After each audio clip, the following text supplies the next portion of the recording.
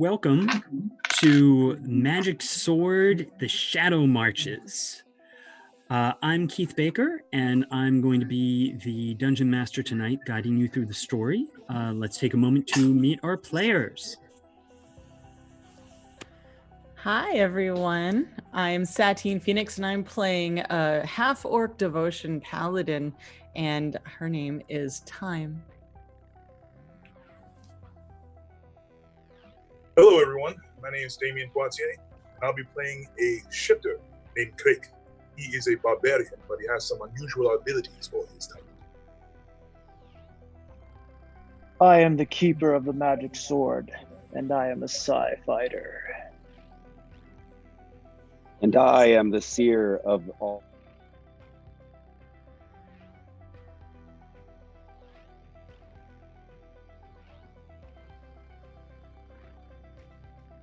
You were working together with Time wielding the power of the magic sword.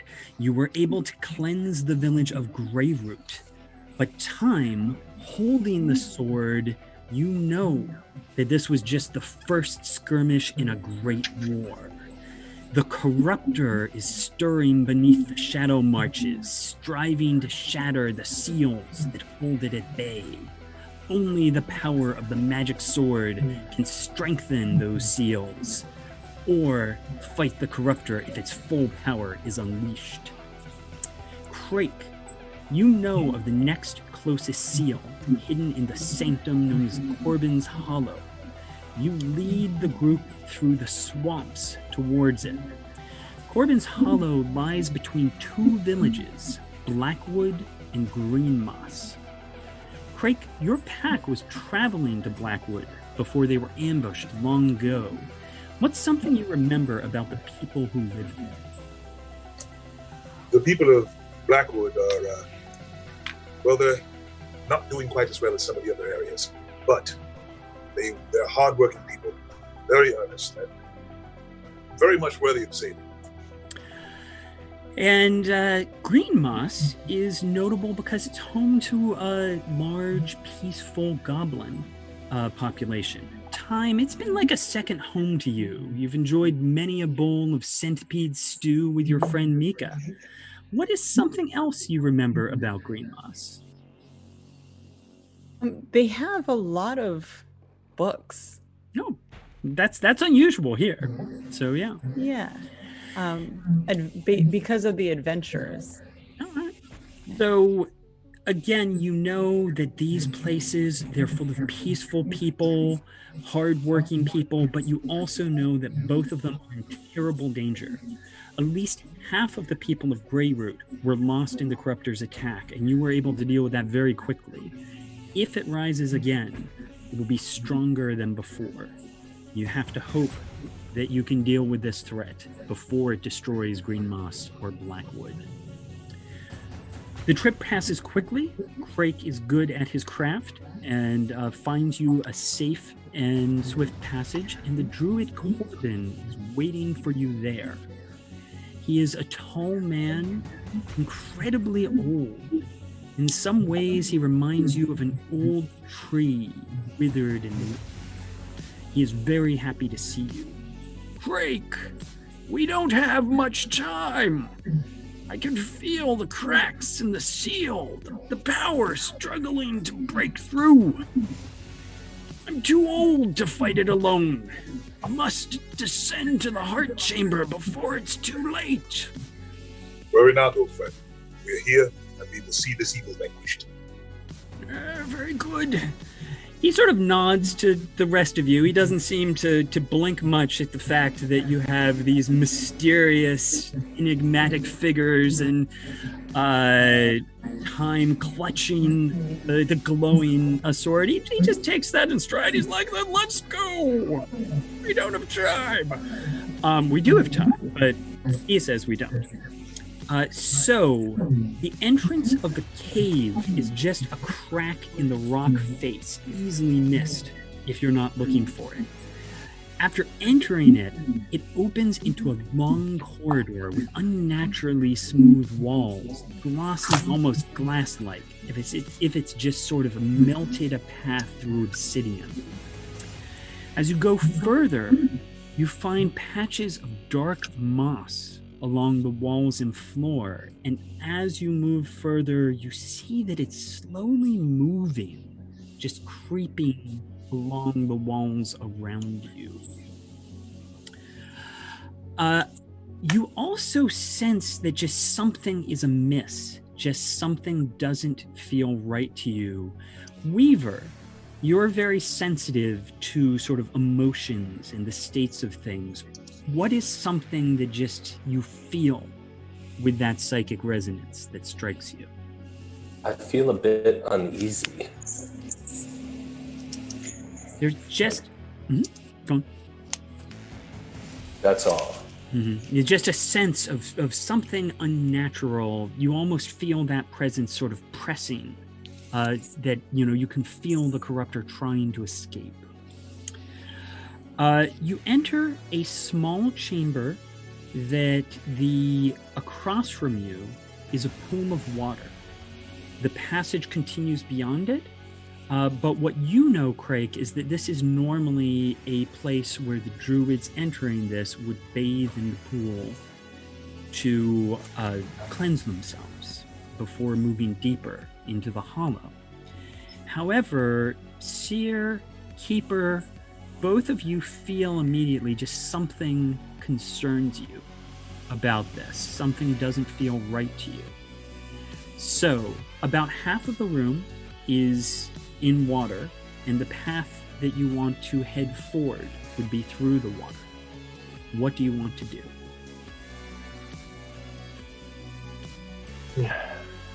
Can we investigate this water?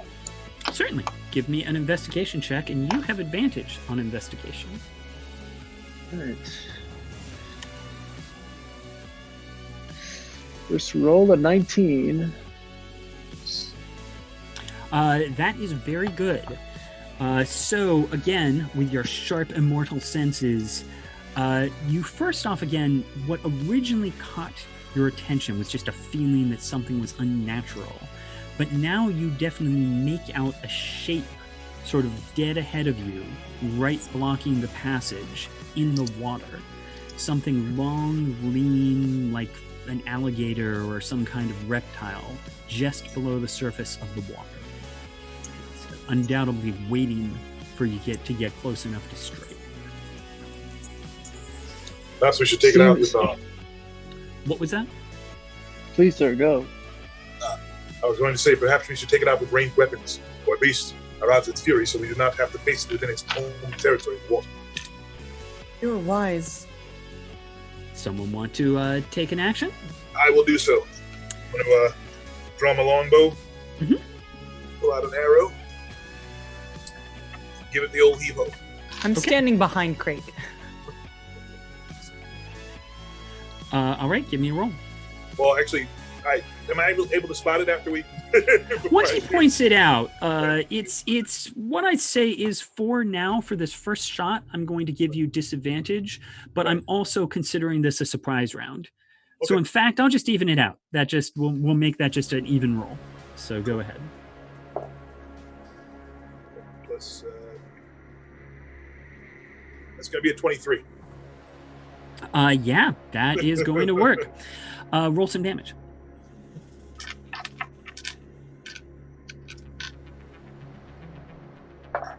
It's going to be an 8. All right, so solid blow. You just shoot the arrow right into the darkness, strikes something. Glowing green fluid leaks out, spouts from where the arrow has struck. Bright and glowing, and it thrashes. It is indeed some kind of large gator that sort of rises up and rises out of the water. And you're all prepared to take ranged attacks. You're at a distance from it, but this isn't just a normal alligator. As it rises up and roars at you, you see tentacles coming out of its mouth, ready to lash out at you. At this point, I'd like everybody to go ahead and roll a initiative roll for me. I should have known. Modifier. Let's go ahead with the keeper. When you're ready, go ahead and tell me what you rolled. 16. All right. Weaver. 10. Okay. Seer. 6. Crake. 8. And Time. 11. All right. You can see the image of the creature you're fighting up in the corner there. And Keeper, you are going first. So it is risen out of the water. You are currently at a short distance, about 20 feet away from it. You have a feeling it will lash out at you with those tendrils. And you also see where its blood's gone into the water, that the water around it is glowing green and sort of boiling a little. I think I'm going to take a step back, closer to Time. All right. And I think I'm just going to take a defensive stance for now. All right, so you will hold and be ready to attack or defend as soon as something closes. Correct. And something is about to happen because it is faster than the rest of you. So those tentacles in its mouth lash out at you like the tongue of a giant frog. And I would say that it is going to start with the first one aiming at Time as if it is drawn to the magic sword. Keeper, do you want to try and defend her with your shield? Yes, I Right, so would. You use your reaction, and that will make it hard. And because of that, the tentacle strikes your shield, hissing against it as if there's acid on it. And the first one, you succeed. The second one, you succeed. And with the third tendril, it now turns its attention to you, realizing that basically you have blocked 2 attacks against Time. And that third tentacle does lash around your leg.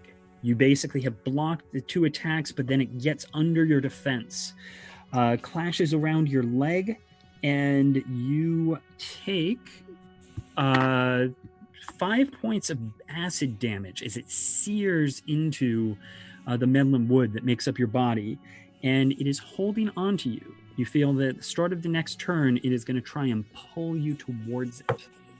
Now, you did pause your action. Do you want to take another action right now? Do you want to respond to this? Yes. What would you like to do? would like to attack with my rapier. All right, so you will step forward and just drive the rapier into it? Try and slash those tentacles away. Okay, do you want to just try and cut the tentacle away from you, or are you going to dart forward to stab the beast? Well, I feel... Am I close enough? Okay. Then You're yes, not I wanna close enough dart right forward now, and but you stab could the move beast. forward if you wanted. Okay. Or you could just try and cut the tentacle loose. Which do you want I think to do? I'll cut those... I think those tentacles are troublesome. Slash idea. down and slice through that tentacle. Okay. Yeah. Give me an attack roll.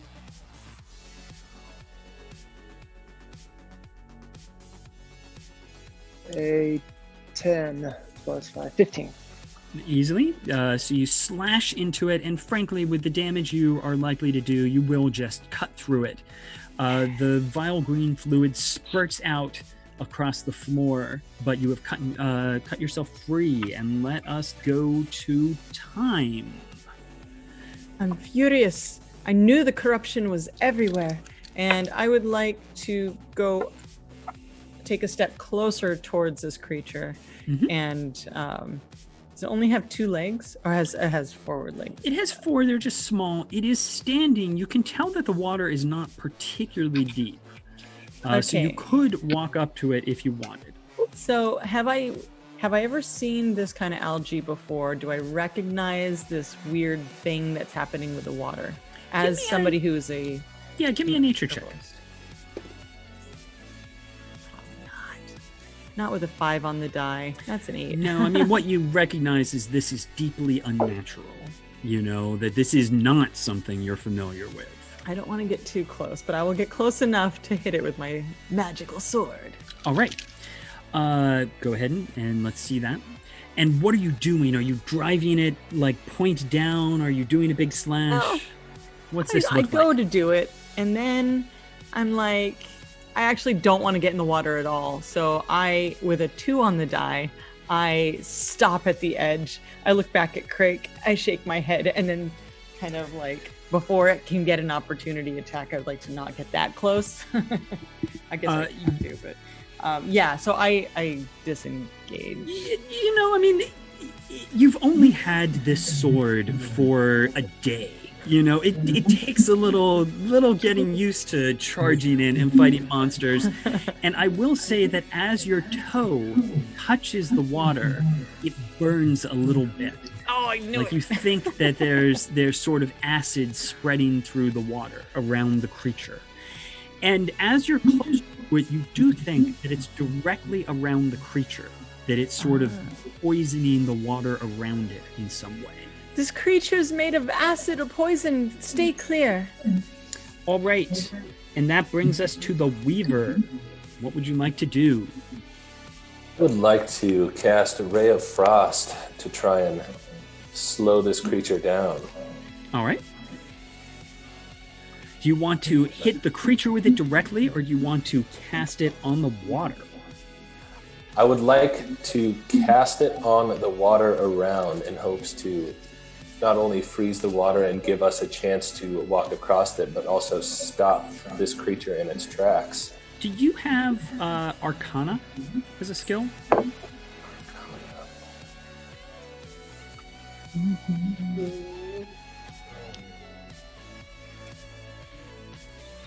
Yes. Go ahead and give me an Arcana roll.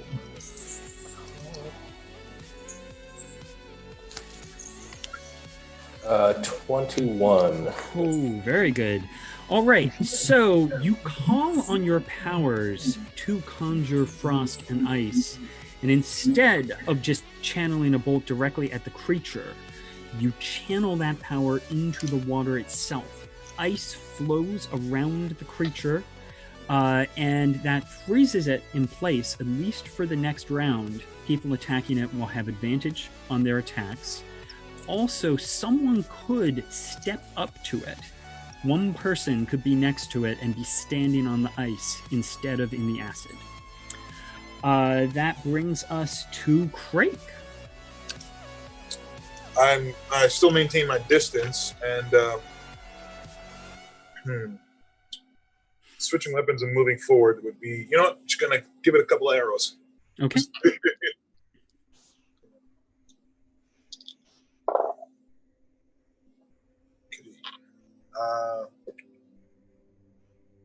How many arrows can you shoot per round? Just 1 or 2? Full action, you can shoot 2 arrows, right? I think it's just is it, one, unless you just have, one? Okay, there's a no problem. feat that lets you, or, you know, Yeah, I there's don't think I various have that. feats and things that you do. So 18? Yeah, that's it. We'll take that. Where's my... There you go. As full as the damage. Oh, nice. 12 points of damage. All right, so that sinks directly next to one of its eyes, not quite piercing it. And as it does, you sort of have this look that the eye actually almost sort of pops out a little. Like you think that the creature is still in the process of mutating, and a little sort of tentacle comes out and is sort of feeling the air around it. It is wounded, but it's still got a lot of toughness in it. And that brings us to the seer. Seer, you feel, Yes. by the way, that there is a power growing in the creature. You feel that it is sort of building up to do something on its next action. I do. Go ahead, and what would you like to do? I would like to cast a witch bolt Okay. and hit to the creature. 17. All right, and are you using a first or second level spell slot for that? I'll do a first. Okay.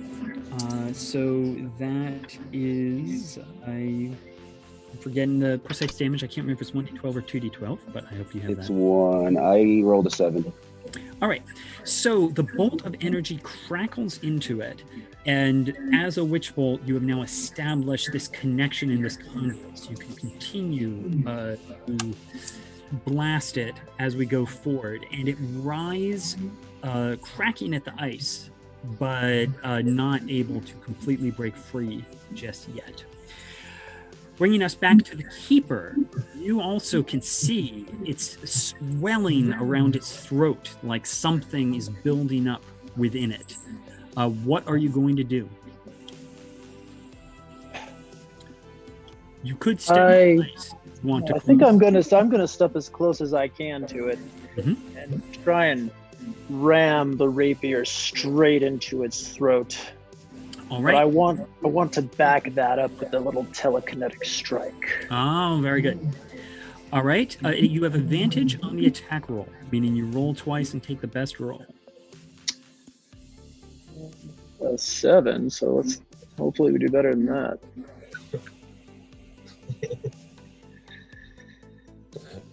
A 15, so...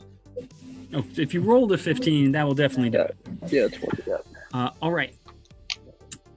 So you drive the blade of the rapier in. How much damage do you do?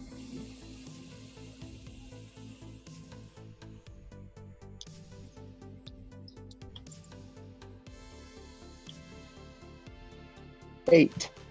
All right. You strike it. Oh, and you get an extra d6 if you haven't rolled it from your psychic. Oh, yes. Thank So you. Connecticut, yep. No worries. Nice. D6. 3. That is significant. So you drive the blade down its throat. You see you burst some kind of venom sac within it. It is still about to do something very unpleasant. You could, if you wanted, use your action surge to strike a second blow here. Do you want to do that? Yes, let's do it. Let's get All over right, it. go ahead. Again, still advantage on the attack. Let's see. 11 on that. 11 on the roll will just make it once you add your bonus, if 11 is what you rolled. Yes, it's 11. So, yeah. All right. And that was 11 on the die, right? Yes, Yes, correct. then that'll work. So go ahead and roll damage. So 7 plus 10. 10. All right. Oh, so again, you thrust the blade down its throat a second time, and green glowing ooze is flowing just through its mouth, leaking out.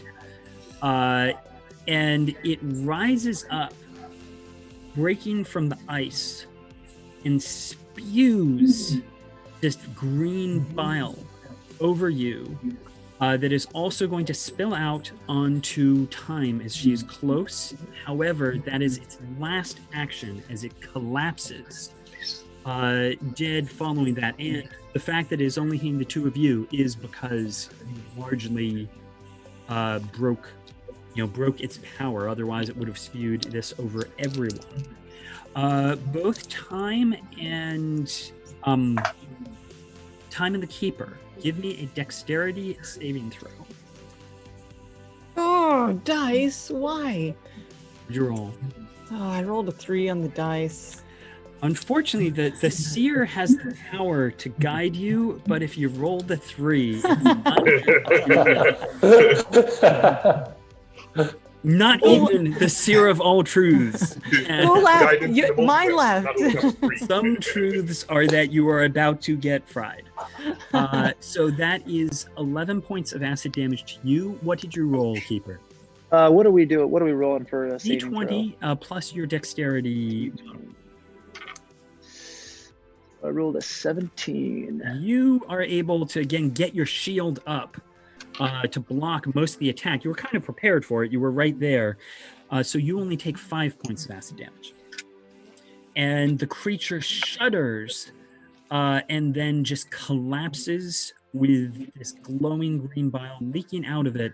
But almost immediately, the light fades from the ichor, and just the water stops bubbling and just returns to normal. And you feel whatever dark power was unleashing this acid into the water has died with the creature. I have a question, Dungeon Master. Yes. Have I been poisoned? No, it is purely with just burning acidic damage. Okay, I would like to reach down Yes? to it, like actually it's on me, right? Oh my Yes. goodness. Yes. So I lay on hands myself, and I kind of this like golden glow, and I already have a pretty intense scar there, and so I like heal myself with this golden glow, except it doesn't like heal it all the way. It just keeps scarring over with more and more gold. Sort of a tiny little crisscrossed, pattern where it was burns. So now I'm just like covered in gold on like Alright. the side of me. Are you healing the full 11? I'm gonna heal for 10. All right. Yeah. How are you doing, Keeper? How much damage did you take? I took 5, so I've taken 10 total. All right. You have the ability to take a second wind at some point to heal yourself when you are worried about your health. Okay. What will you do? Crake, this is nastier than the last. Yes, I fear the corruptor's power is growing, but it seems that the effects faded with the life of the creature. Perhaps it is safe to cross. I'm going to walk up and just kind of touch the water, see if it's still acidic. No, it has indeed returned to normal. Corbin kneels down by the destroyed, horrible creature and runs his hands across its scale sadly. He's like, that was old scale. It's a shame that he died like this. He didn't deserve this. The corruptor offers respect to none of the creatures that live here. We should see to its cessation as quickly as possible. He nods. Let's move in. All right. Who will take the lead? I'll do it. Okay. So you move forward. Keep an arrow not go out. Sorry. Passing through the water into another narrow hall. Who is behind Crake? All right, time is right behind you. Crake, you are moving through the hallway. The glass is gleaming and reflective, and you can see it's as if there's a Crake standing to either side of you. Go ahead and give me a perception check. Stay on board. Wait, that's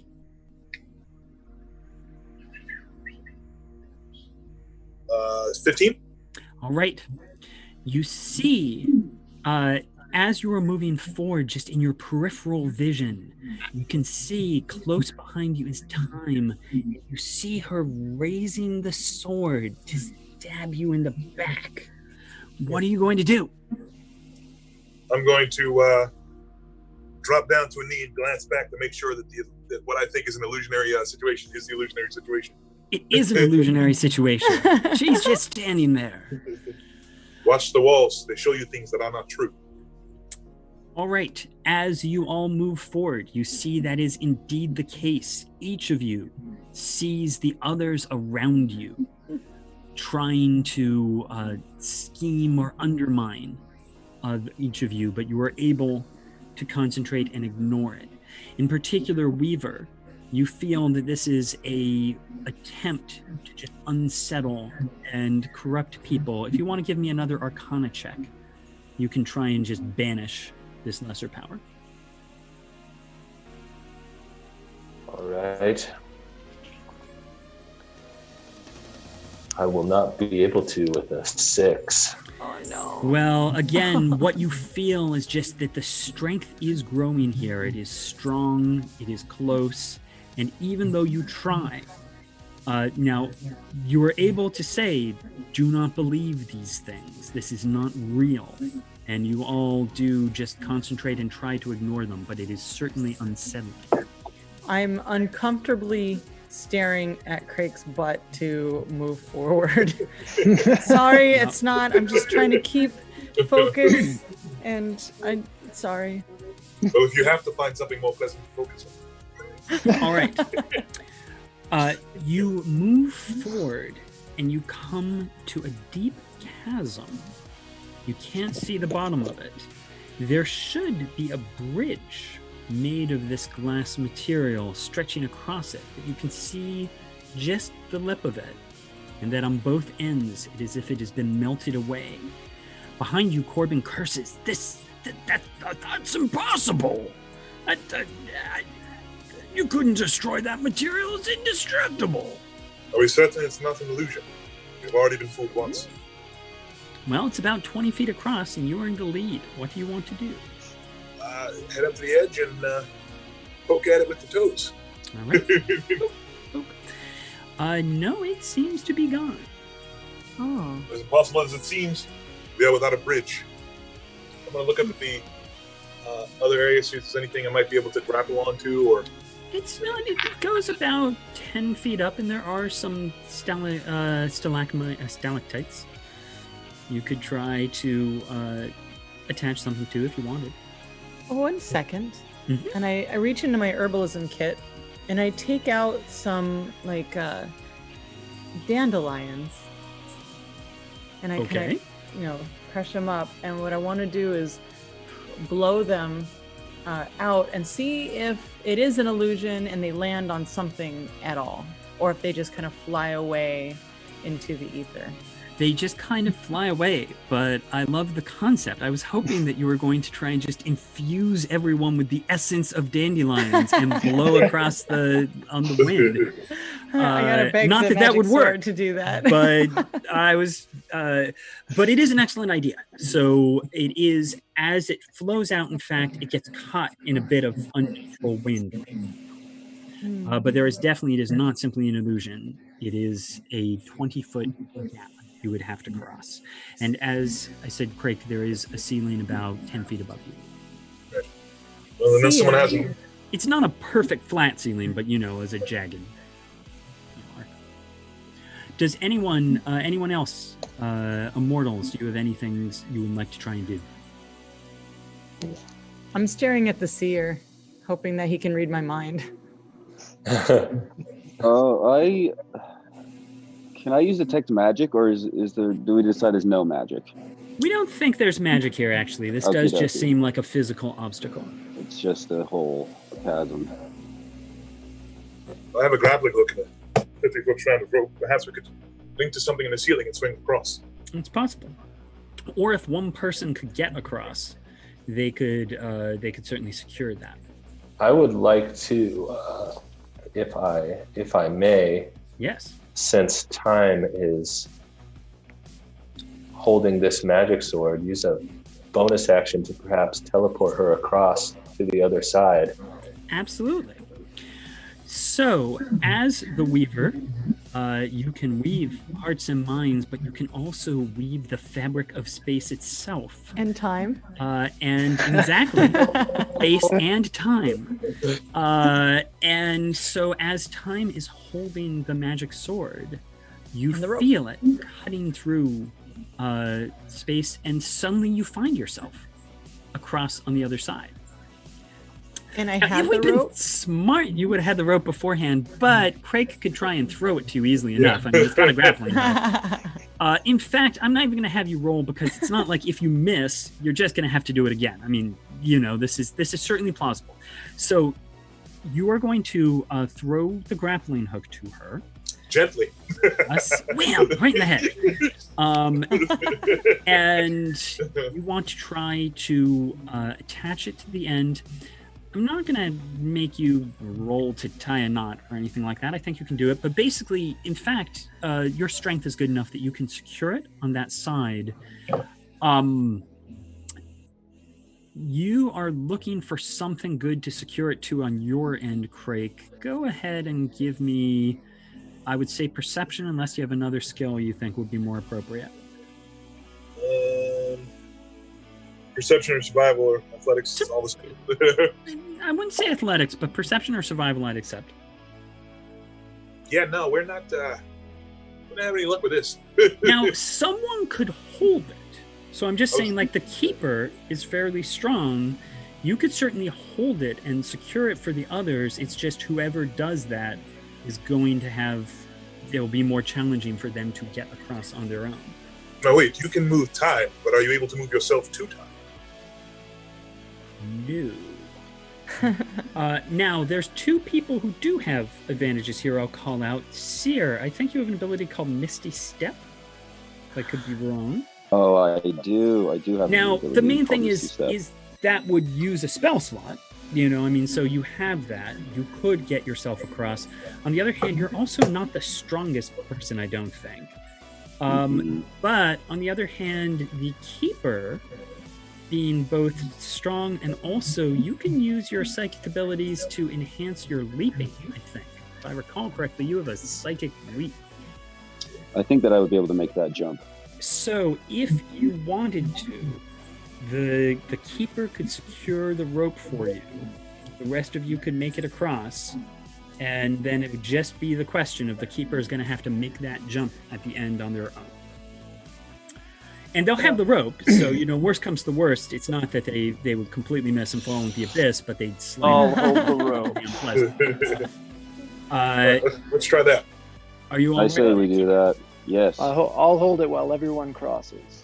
Okay, so time you're securing it on the far end. Yeah. Keeper, you maintain it while they cross. Let us start with the Seer. Go ahead and give me a athletics or acrobatics, which is either strength or dexterity, if you don't have training in one of those two skills. Don't roll less than a 5. 11. You are fine. So you slide along the rope. It tugs at times muscles, but time is tough and gets you across. All right, Weaver. Athletics or acrobatics? 14. You make it look stylish. You slide in there, thump, and Crake. Whew, just made it 5. Wow. All right. You do not look so stylish. You land hard on your ass. It's sore, but you don't actually take damage. But, and that leaves the Keeper to leap across using, so this would be an athletics check for you. I'm going to throw the rope back. Mm-hmm. Let's do an athletics check. Perhaps you should hold on to the rope just in case you don't make the I was thinking the same thing. I'm too going to throw it back. confident. All right. I do appreciate your confidence, however. We've got 18. All right. You don't need the rope. He ignores the rope as you throw back and leap across an impossible distance and yet lands gently as your telekinetic powers bring you gently down. I might have joked. All right. Now, as you move now further down the passage, the moss and around you is growing thicker and denser. The light is coming from the magic sword itself, this golden aura that surrounds time. And yet, even that, it is sort of pressing in. It's not projecting as far as it was. It's as if the shadows are consuming the light around you. The moss is thicker. I mentioned before that it was moving, and you can hear it whispering. Seer, you hear the others don't understand the language that it is whispering, but you do. What is it whispering? It's whispering that the light is no good in here. It's whispering that the light is no good, that it is going to consume. You sense that it is hungry, that it is eating the light. Are you pressing forward? Is it still with Crake in the lead? Yes. Still with your bow out? Yep.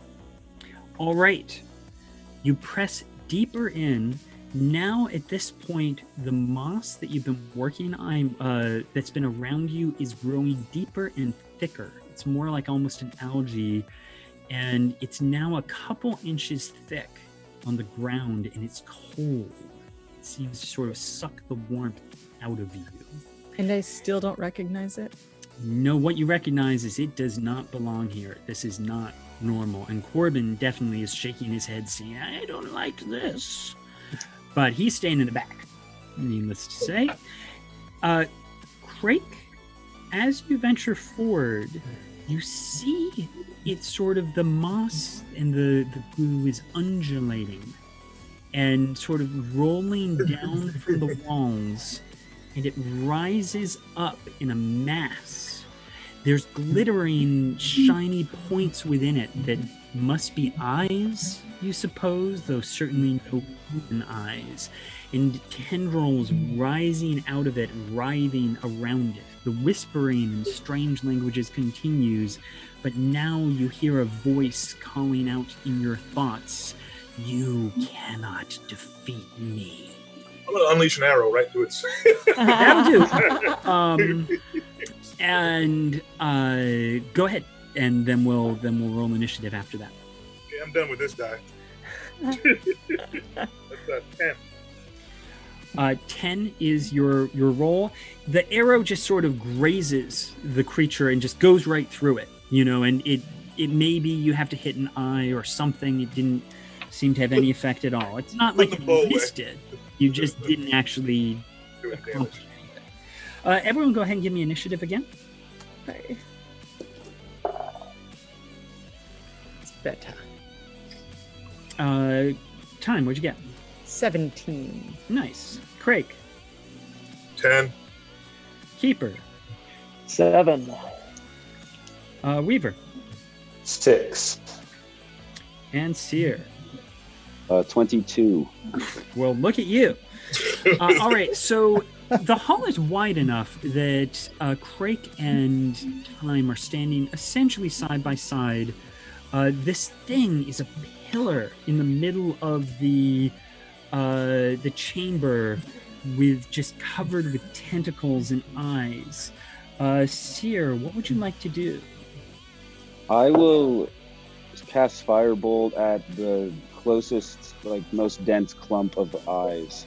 All right. So, Go ahead it's a and 1. make a roll. Did you say it's a I rolled 1? a 1, so I missed it. Yeah, I hit the wall. All right. What goes disastrously wrong? How did you fail to hit this huge giant glob of goo? I think that I just lost my focus there, and I was seeing the wrong part of the future. So this is the thing, is that it is as if this thing is so unnatural that it doesn't belong here, that you are just guided by your senses of where it should be, and yet you realize it's not there at all. Yes. And so yes, the bolt just lashes out. Well, luckily there's nothing around here that could be set on fire, so you don't burn anything or hit anyone else. Is there anything else you would like to do? You can't make a second attack, but is there anything else you would like to do? No, I'll step back and kind of hold the rear and cast more spells. All right. Flames lick around your fingers, and we go to Time. I find the strength within me, and I'm going to rush up and wield my magic sword. All right. Let's see. Do I have anything that'll make me more badass than I already am right now? So you have Divine Smite. Yeah, if I'm you gonna hit do it. that. But is there anything that gives me super addition to hitting? Well, if you look down at your spell list, I think it's mostly protective. Yeah. You have protection Okay. from evil. Just checking. You have boosting to your armor strength. But it's not that hard to hit. The Okay. Seer notwithstanding, it's a big static pillar of goo. I'm going in, and I look at the immortals, and I look at Crake, and I just and my sword glows with its golden light.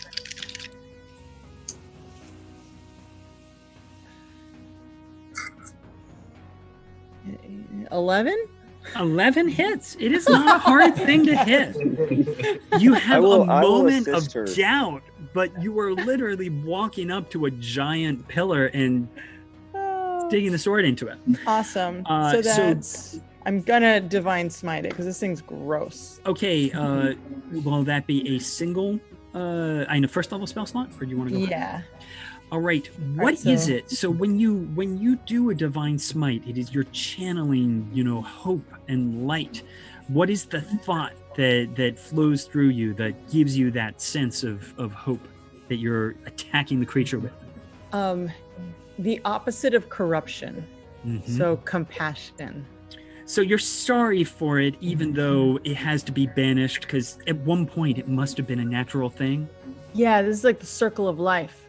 I'm gonna banish this into the ether so that it can fall apart and create into something good and new. It's the circle of light, the circle of Circle of searing, burning, supernatural light that will destroy this Yeah. foul thing. Okay, I got a lot of numbers here. Okay, let's hear them.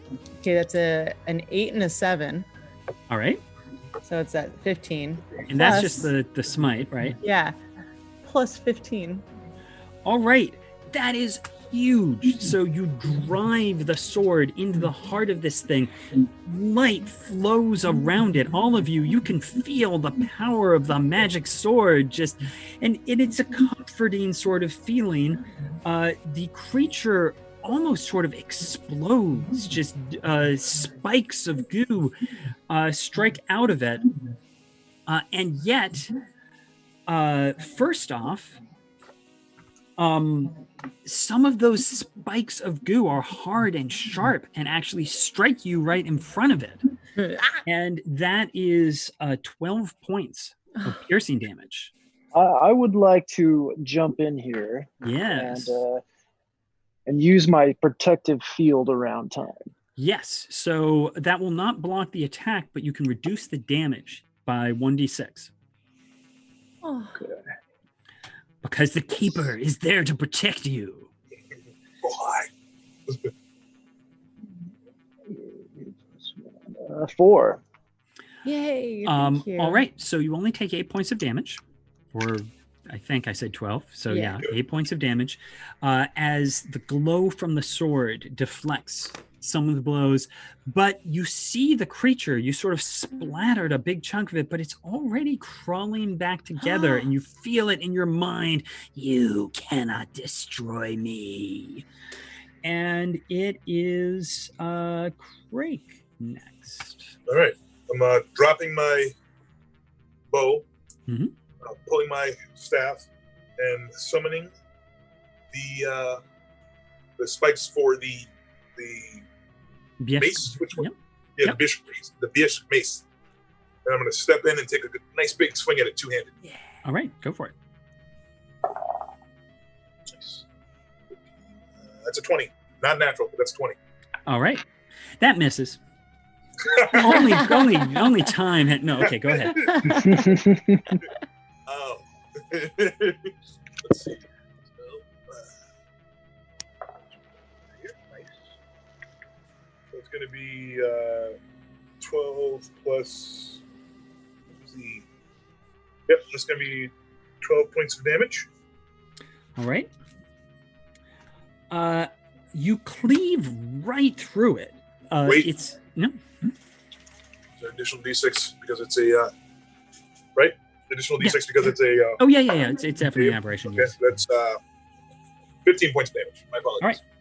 And no. And again, it's like hitting just a pillar of jello. You rip right through it.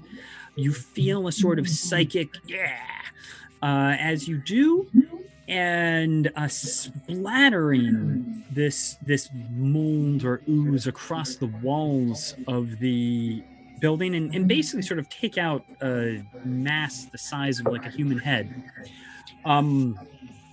And it lashes out at you with 3 tendrils that just come straight at it, out of it, with each with razor sharp prongs on the end, and that thank you. will be I'm good. I don't need you. ouch.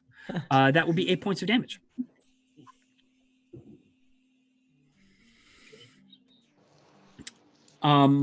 And that brings us to the keeper.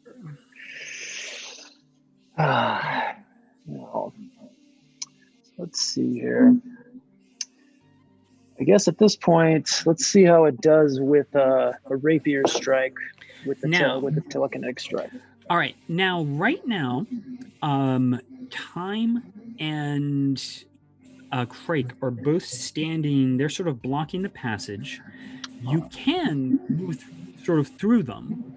But basically what I'm saying is instead of standing in front of it, you're going to have to sort of go around to the side of it. Are you okay doing that? I feel pretty good about that. Yeah, so you're surrounding it is what we're saying. So you walk, you sort of move past it.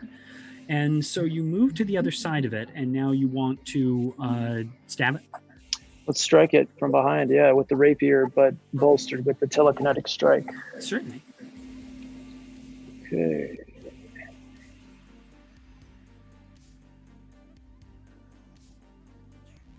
I got a 4. Again, the issue is that you strike at it and it just sort of grazes along the side, and it's hard to find anything to hit. And what you can see is that even the damage that Crake did is already repairing, that it splattered it across the walls, but it's just coming down from the walls and back into the mass.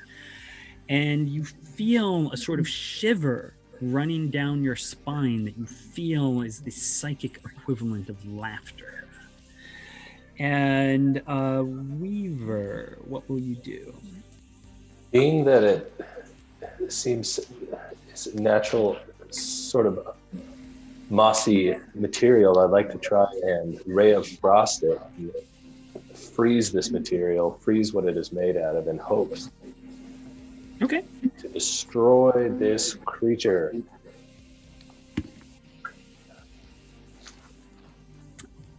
So go ahead and just make an attack roll on this time, because it is a creature. Oh, So I know I had you do that Arcana thing earlier, but that's because you were doing a weird action with it.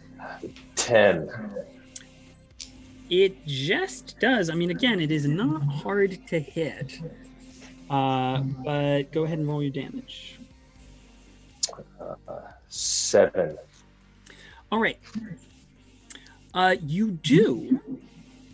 The ray strikes it, spreads across it, and freezes a big chunk of it. And you feel a sense of concern and sort of anguish from the creature, but then that fades. For a moment, it feels fear, and then it just feels more triumphant, and it spits the chunk of ice at you as a sharpened missile. And that will hit you for 6 points of bludgeoning damage. And it hits you and shatters against you, and then is sort of leaking back into the overall mass. And once again, you feel that laughter. You cannot defeat me, bearers of the sword. Ooh, this thing is brutal. Seems our efforts are somewhat not as effective as we would like. And Great, we're can we back just to the walk around it? seer. I'm gonna try Firebolt again. Okay. See if it burns this puppy up.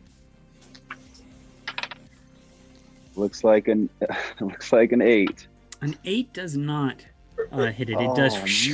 Oh my god. Bolt of light flows by it, just missing a light in the darkness. But that comes to Time. Time, what do you do? I would like to see, has it been moving this whole time, or is it just a pillar? No, it's just a pillar. So I would like to walk around it Okay. and try to just leave this room. You walk away, and it's you feel its anger. It's like, no, you cannot defeat me. I say, its tendrils okay. wave.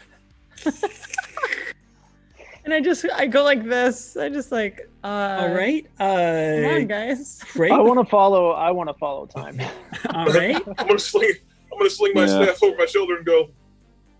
Just walk around. and walk around. It's you must you I will not be ignored. And anyone actually do anything other than ignore it?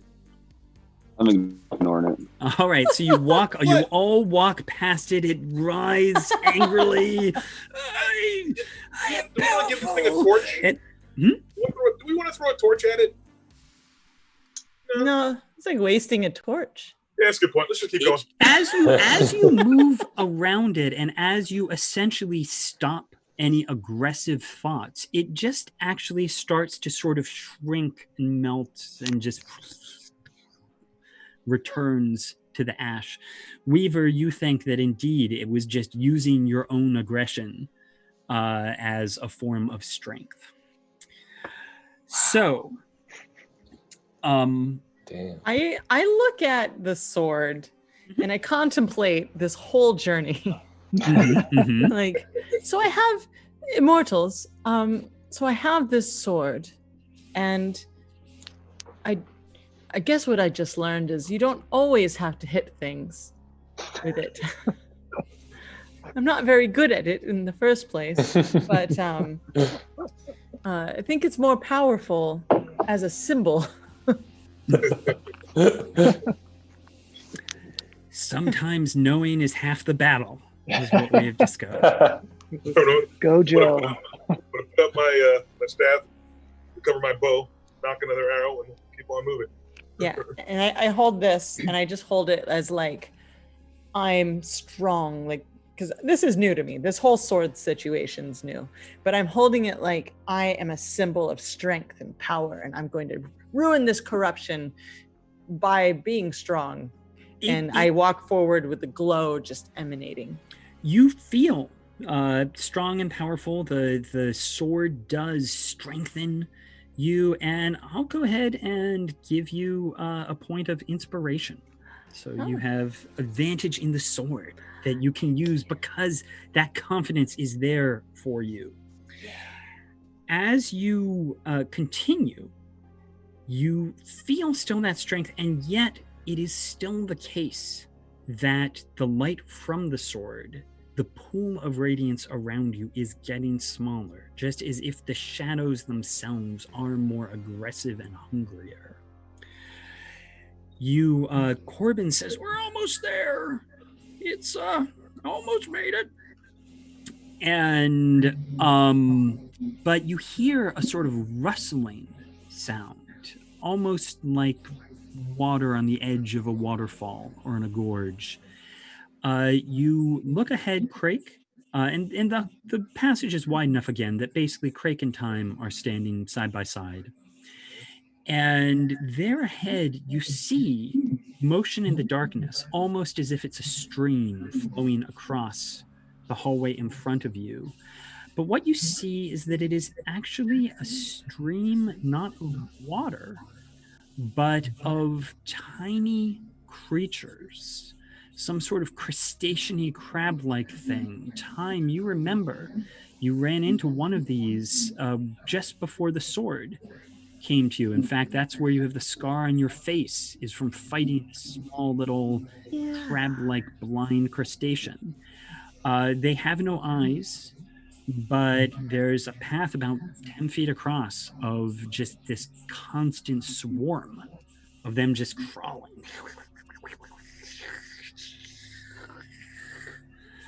What do you want to do? At the moment, they don't have eyes. They may not have noticed you, but there is countless numbers of them. You said they're about 10 feet?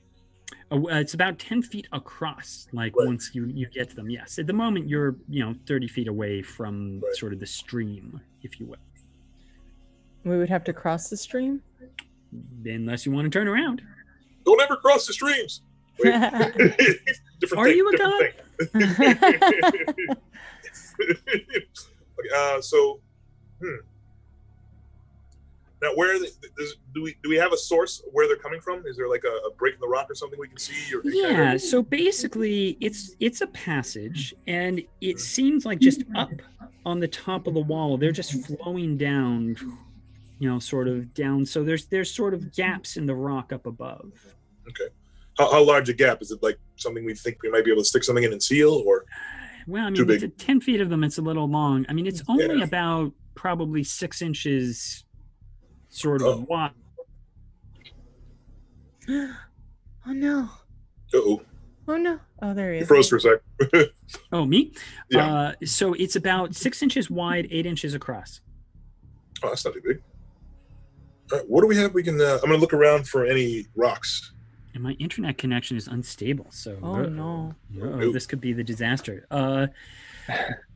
It's the walls are out of this melted glass. There isn't really a lot of rock around. Corbin, are you able to seal this gap?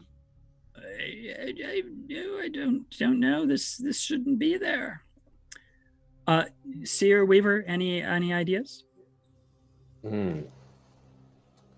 Well, I can Misty Step over there. Yes, you certainly could. That's just me. Mm-hmm.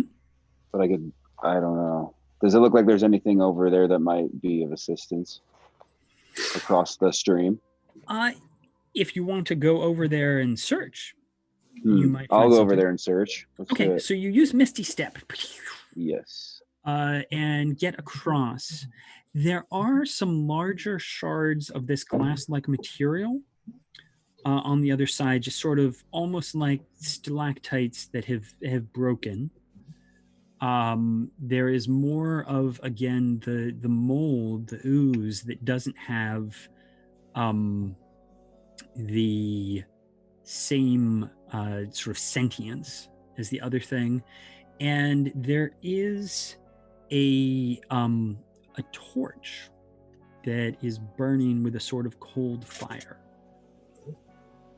I will pick up the torch and try to dip it in the stream and see if it will do anything. All right. You feel that you could amplify its power if you expended a spell slot. Ooh. Like you could channel power through it. So basically it just burns, but by channeling power through it, you could, sort of make it into a stream of flame. I will. You want to do that? I will use a spell slot. You do that. So first level or second level? First level. Okay. And a cone of blue fire flows out from it and sprays across the stream. And go ahead and do 2 things for me. First, I want you to roll 2d8, which is damage.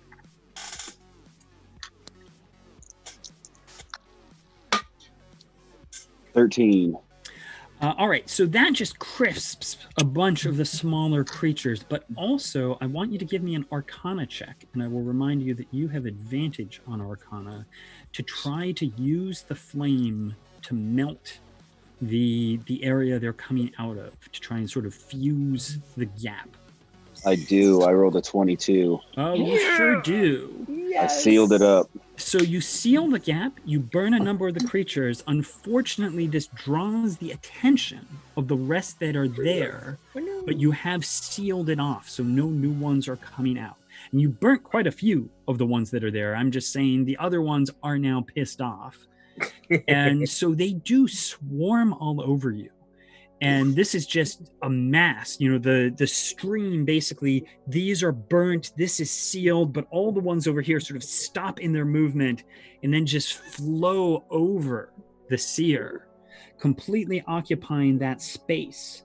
You have destroyed a large number of them, so, there's not as many as there would be, but they have advantage on their attack against you. And they are going to inflict. That is going to be 11 points of damage all over the seer. Oh, no. And I'm just going to use the same order that we had and go to time. So the ones that are left, and again, not that many, but there's enough that they're completely filling the space the seer is in, and they're all over the seer himself.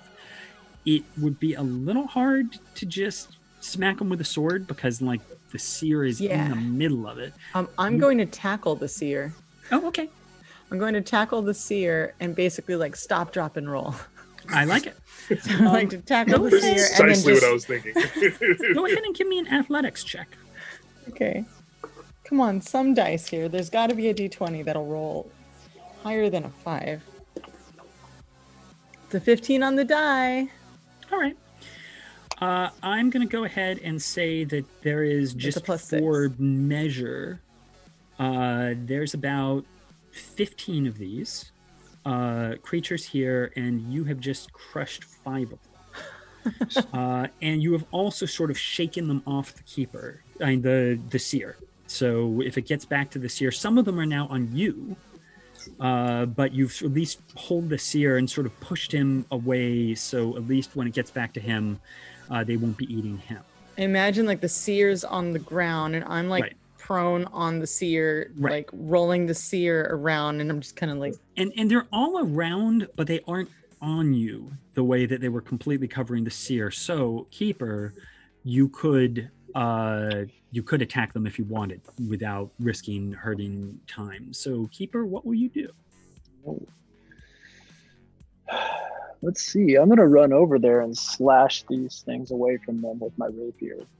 All right, I'm not going to ask you to do it to hit roll because they're just all over, but do a damage roll and just tell me what you get. And don't forget to use your psychic power. So we have an 8, and for psychic, we have a 6. Wow. Okay, so that kills another 5 of them. So there's only Yes. 5 left. They are now going to nibble at Time and the Keeper, but again, there's not very many of them. So that is 3 points of damage to each of you. Okay. Crake. I would like to come in and stomp about liberty. All right. Just go ahead and give me an athletics check.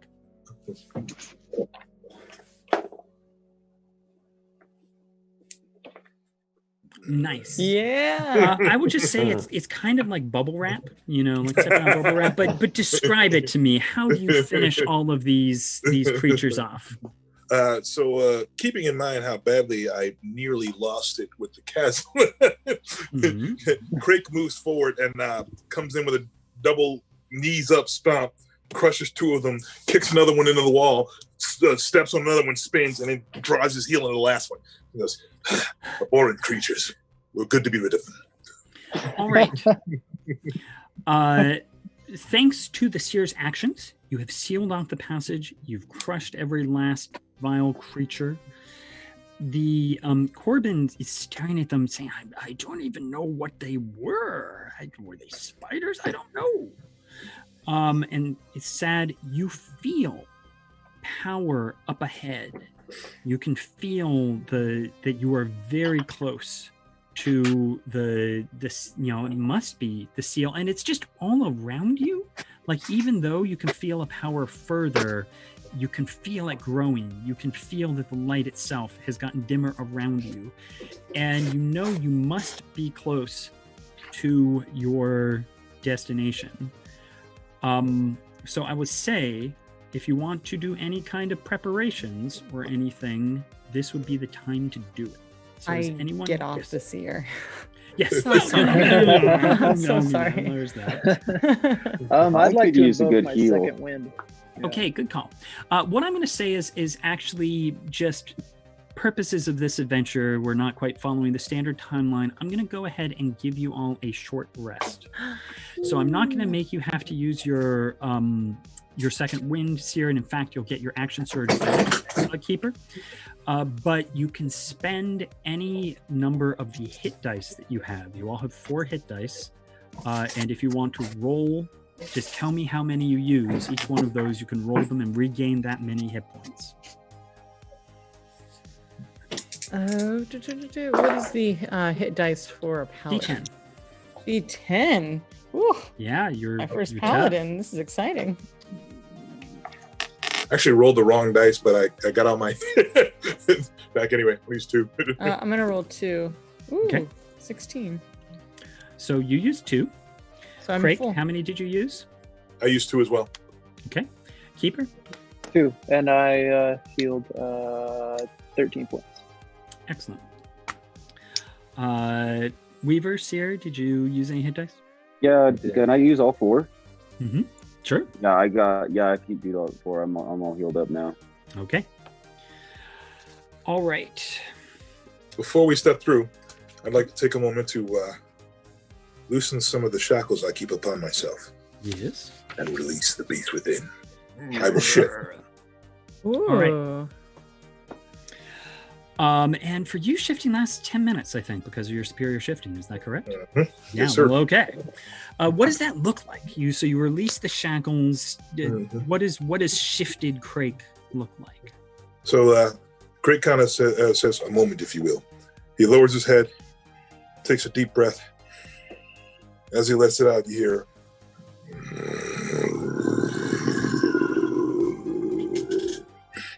He kind of swells a little bit. His form gets a little bigger. Hair sprouts and gets a little thicker around him. His fangs get longer, and his eyes almost begin to glow. He kind of shakes, sniffs around, and goes, "Let's see this evil ended." Anyone else have anything they want to particularly do or say?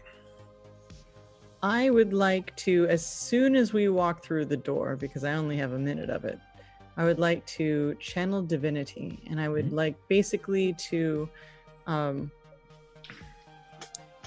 way that I would do it is I would go through the list of herbs that my mentor taught me.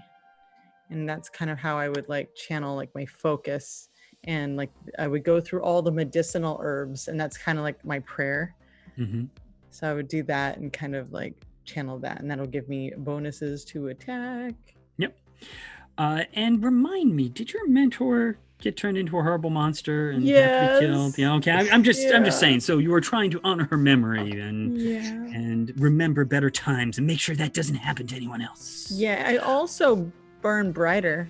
Yes, you do, which is important. Yeah. All right. So anyone else? Okay.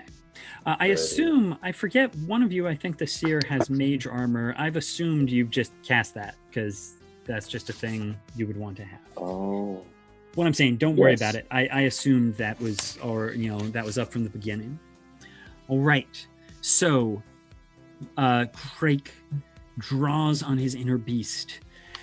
Time, you step forward with the sword in your hand, move into the final chamber, and as you go through your disciplines, light flows along the sword, and yet the shadows have grown deeper. You're in the chamber of the heart, a large room with a pedestal in the center that glows with a red light. At first, it looks dim, but as you move closer, Time, you can see that the light itself is incredibly bright.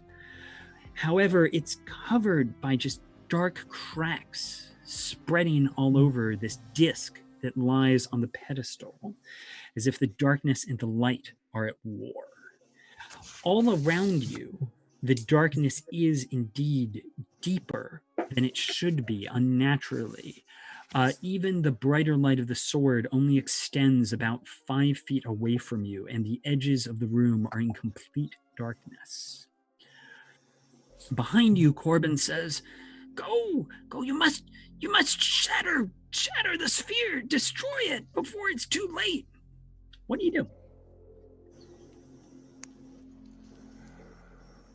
Where's the sphere?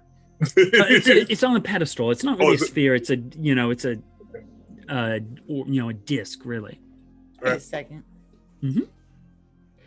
Wait, what does the seal look like? Well, if you look, so you're going to step forward and look at the object. All right. Go ahead and give me a perception or investigation. 16 on the die. Yeah, okay.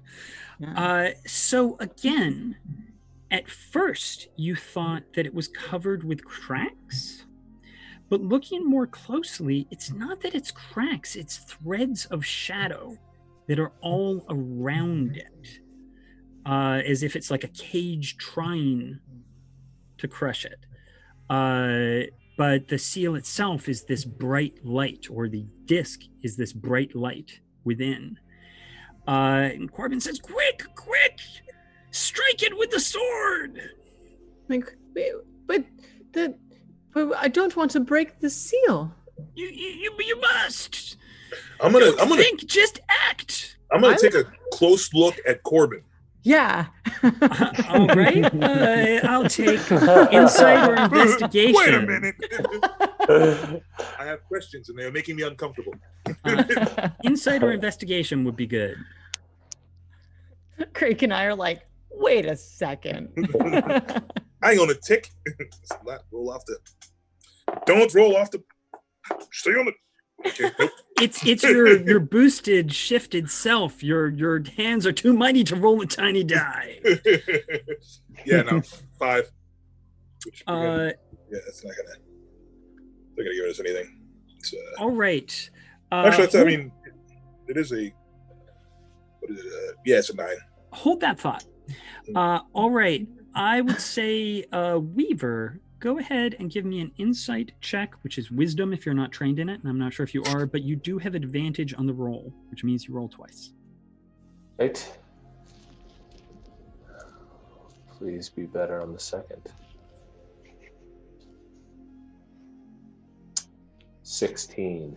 All right. Yeah. So you are staring at him, Crake, and the thing is, you've known Corbin for a long time, and he's just an old man. It's hard for you. He taught you, your basic nature lore, so it's hard to look at him and imagine anything bad.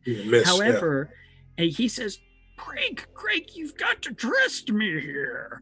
However, Weaver, you feel, even as he is talking, that all along I have said the darkness has been growing stronger, the darkness is there, and you realize now that that's because a piece of it was with you all along, and that there is indeed the aura of the corruptor around him. What do you do, Weaver? I do? I ask Corbin who he is, or what he is, or what's his. I don't understand what you mean. I'm a druid of the Gatekeeper Order, a protector of the seal. I would like to. If I. Are you sensing magic? something? Mm-hmm. I would like to detect magic upon the casta on Corbin. All right.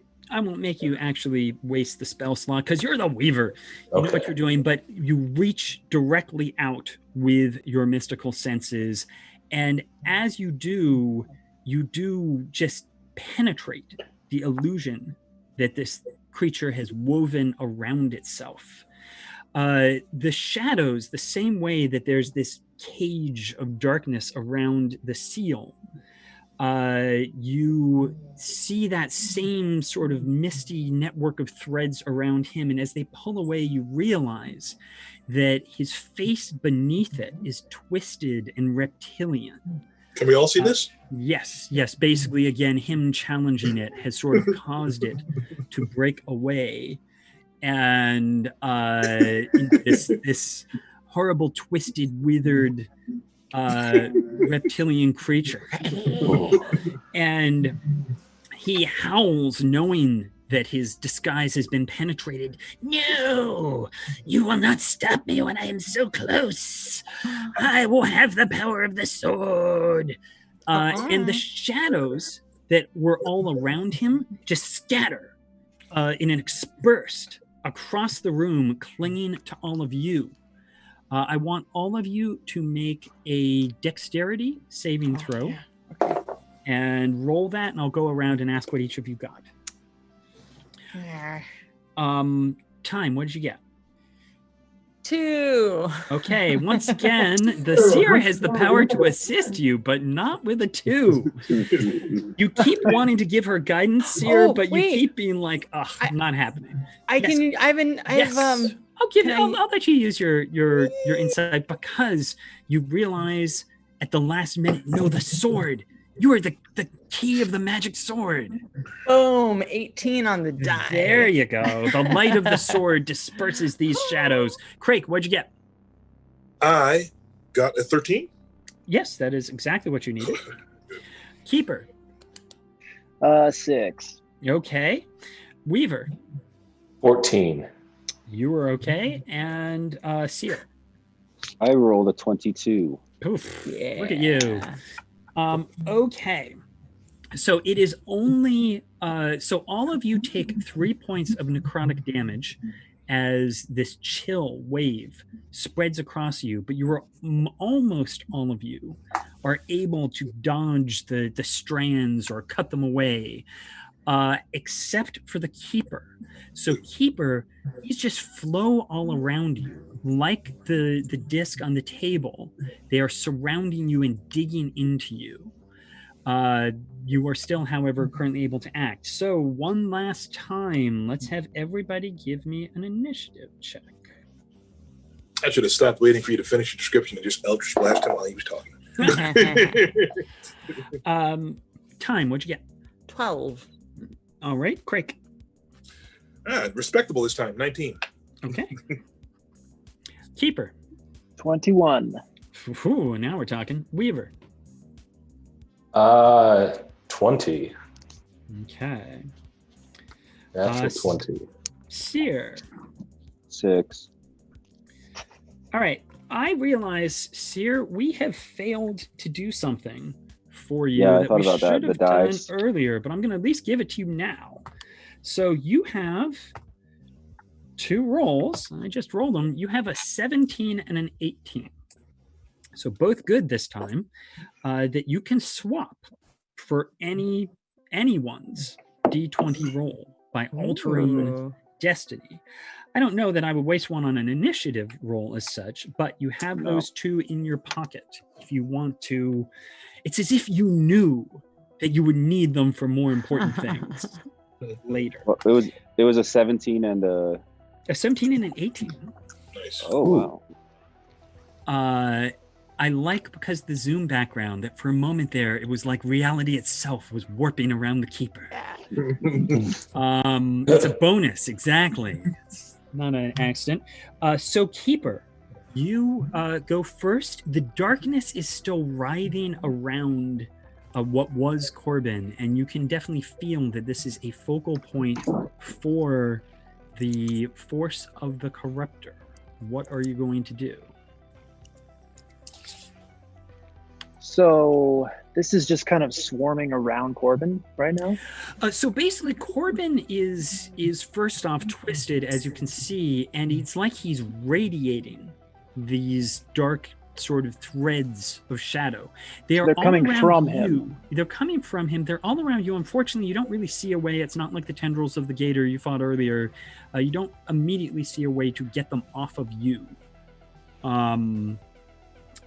If anything, you feel them sort of digging into you, trying to infect your thoughts. If you took a full action, you could try and sort of fight that off. But at the moment, what does happen is you do take 5 necrotic damage. But beyond that, it just seems that it's a sort of cold web clinging to you, eating away at you. What would you like to do?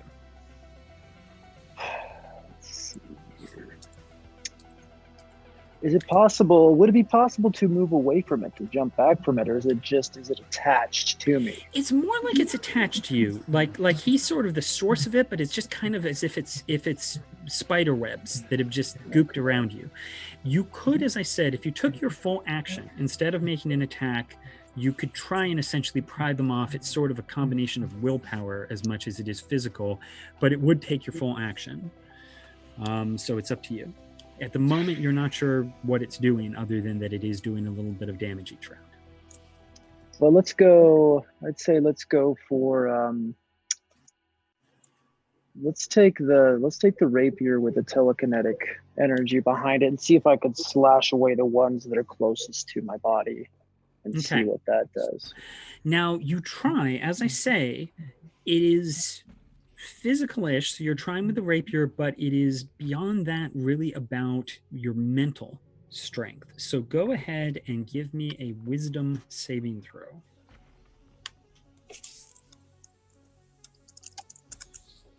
So D20 plus your wisdom bonus.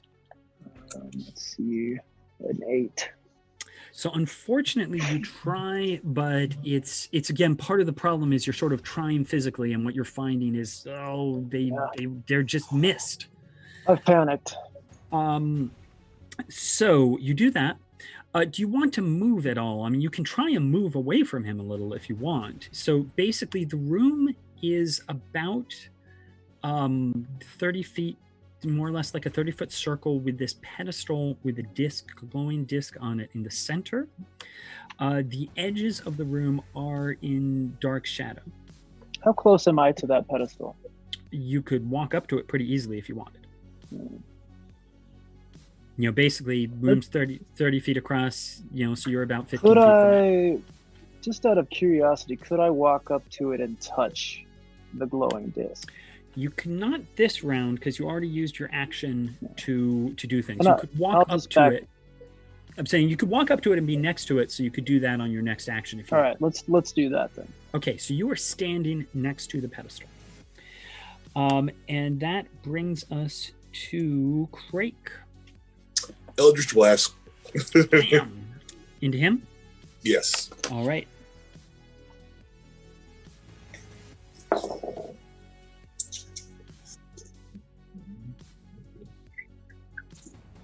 Wait, where is it? Okay. What does your Eldritch Blast look like? It's like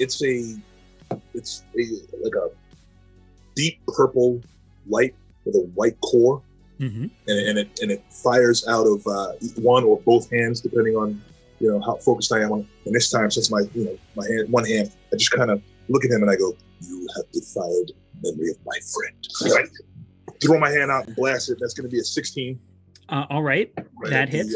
Yeah, we like that. So the darkness around him tries to form a shield, but your bolt just shatters these nest of tendrils and smashes into him. How much? 5 points of damage. Well, it's a start. It's the principle of the thing. He staggers back a step, but it again, the blast sort of sears his flesh a little, but it's like the darkness concentrates around it, keeping it from sort of blasting through him. So it's damage, but you're sort of burning away the darkness, right. And you're going to have to do that before you're sort of really hurting him. But it looked cool. Yeah, I'm just saying. In fact, I'm going to give the next person who makes an attack roll against him advantage, just because it was inspiring. It was a cool moment. Well, thank you. Do you have anything else you want to do? You know what? Yeah, I mean that's I wasted an Eldritch Blast. I tried to get him. It didn't really do what I wanted to do. So I'm gonna reach further down and realize that my friend has been subsumed by some evil, corrupting creature. And I will reach down.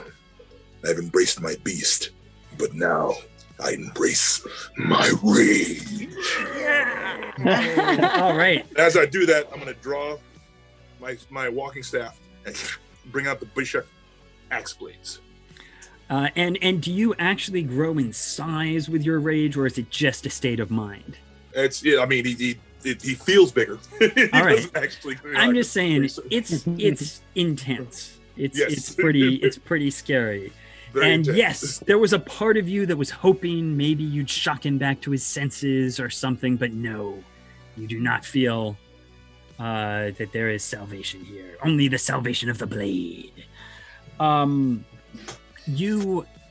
So you've struck him with the bolt. He did stagger back a step. You draw your blade, you face him, and his mouth opens and you hear laughter, but it is not his voice anymore that is speaking, and it is a voice that is more in your own head.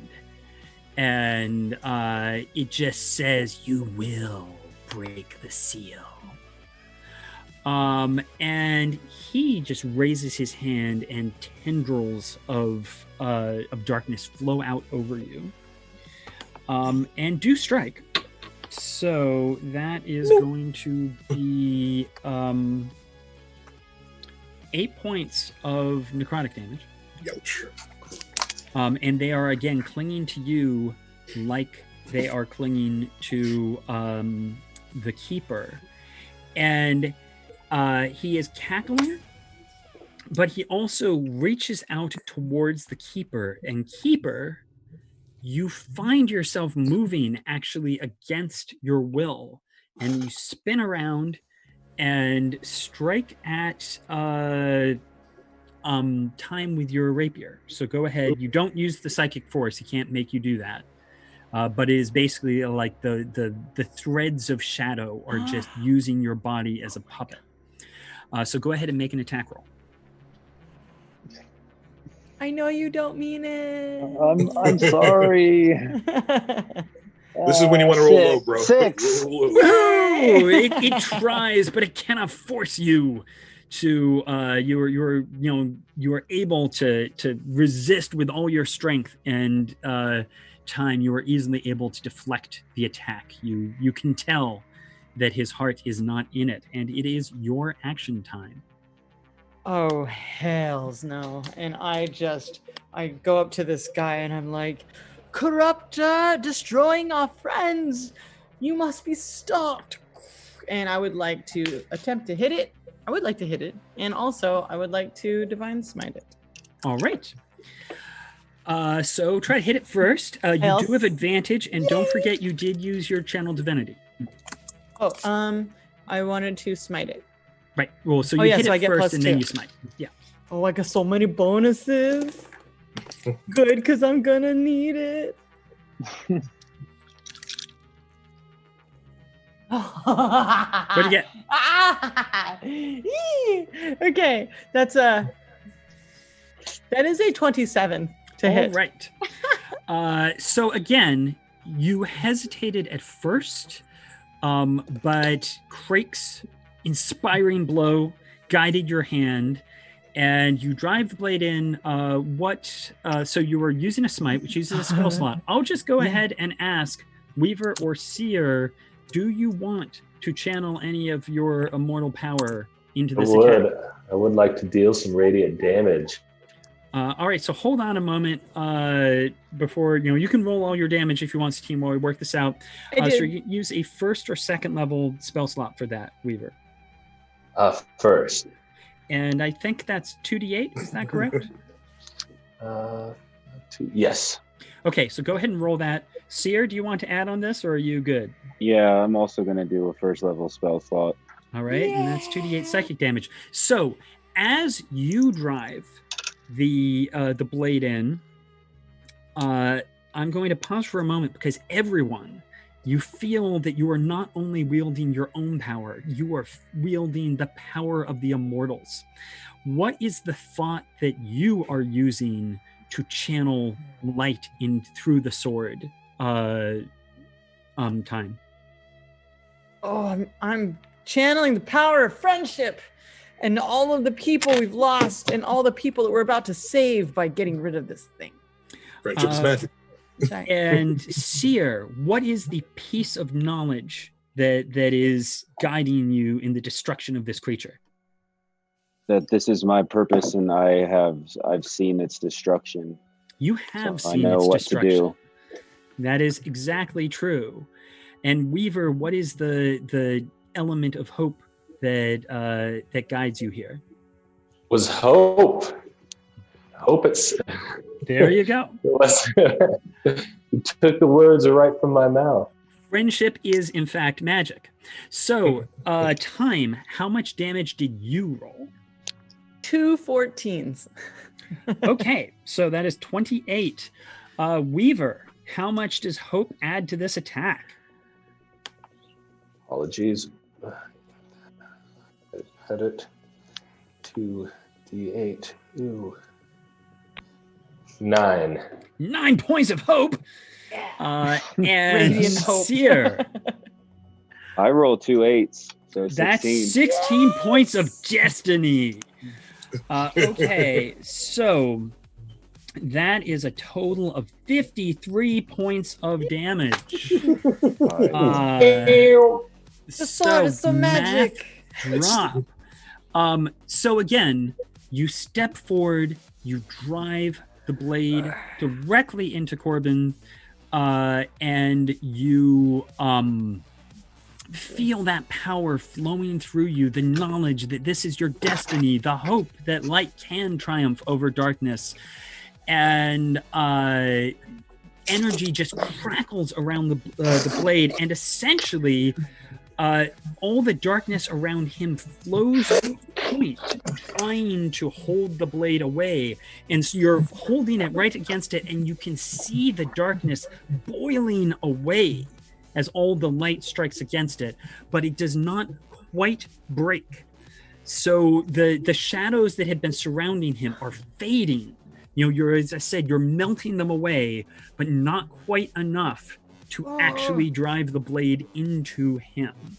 Man. But you can sense that his power is vastly diminished, and yet not so much that he cannot glance.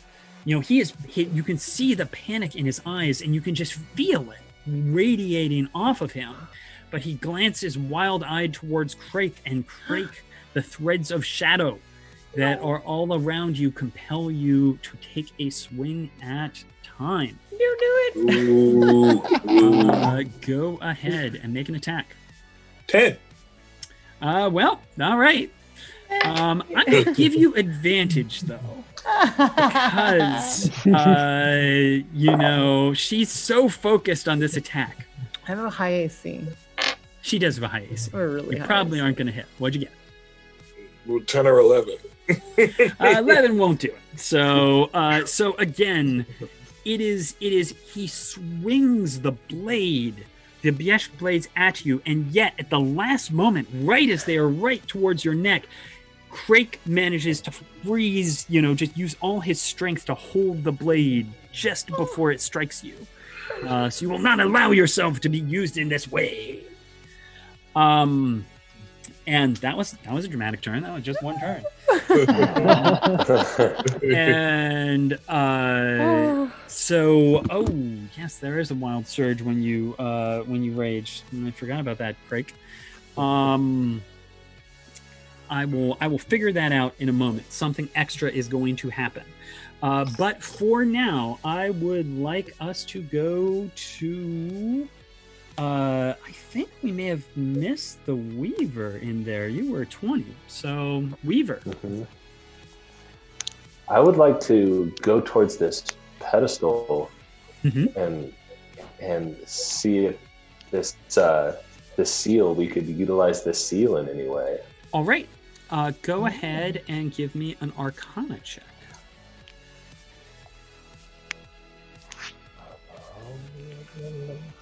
14. All right. So you reaching out with your arcane senses are able to sort of sense that the darkness is encaging this, is trying to consume it the same way that you assume it consumed Corbin. You pick it up, and it actually lifts off the pedestal. So you're holding it. You can feel the light within it, but you don't know exactly how to break the shadows surrounding it. Do you have anything you would like to try?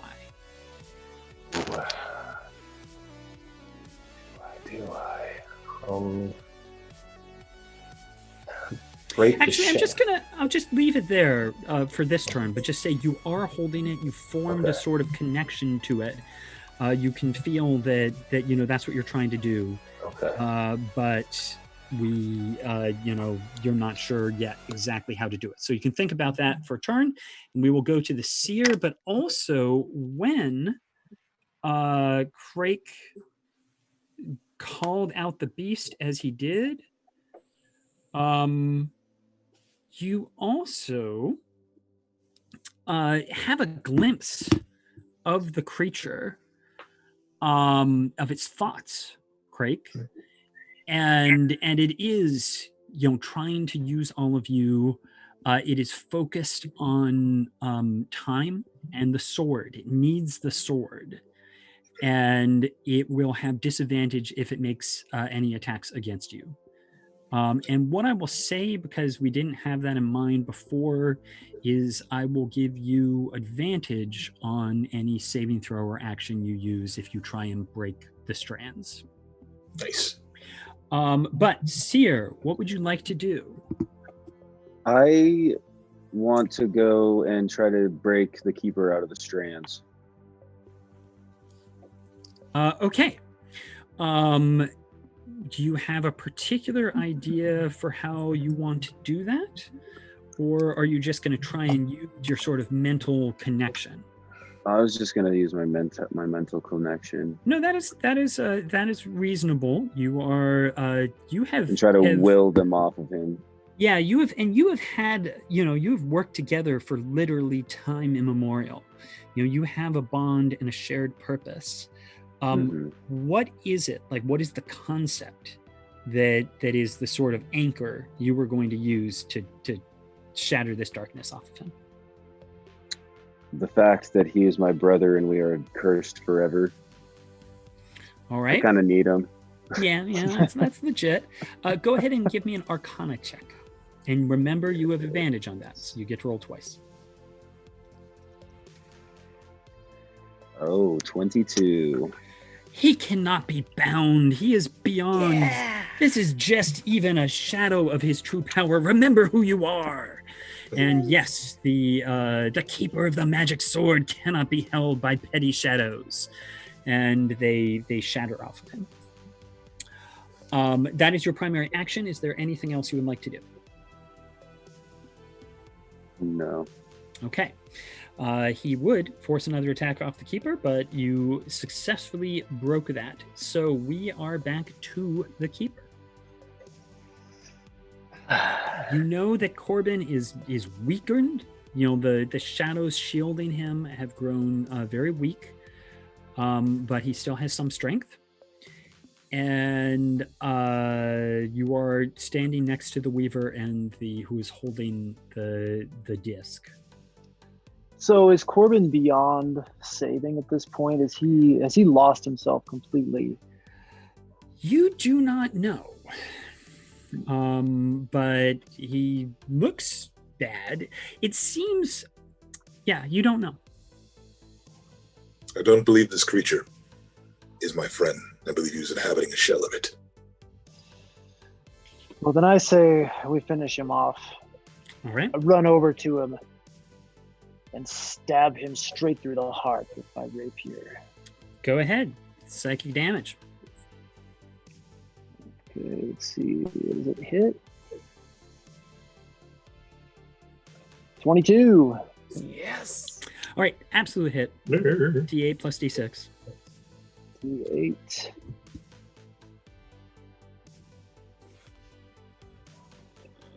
So it's a 4 on the D8. Okay. And the 6. It's a 6.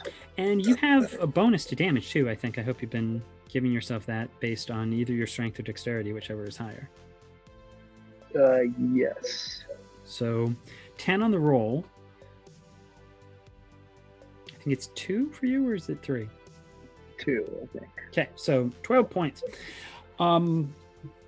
The shadows again sort of move. They're creating a deflective shield around him, and yet you shatter, tear through a bunch of them with your psychic force, and there's just the slightest cage. He hisses, and you can feel his fear. And it is Crake. I believe that the aberration before me needs a taste of Bishek. Yes. Oh yeah, not forget about that.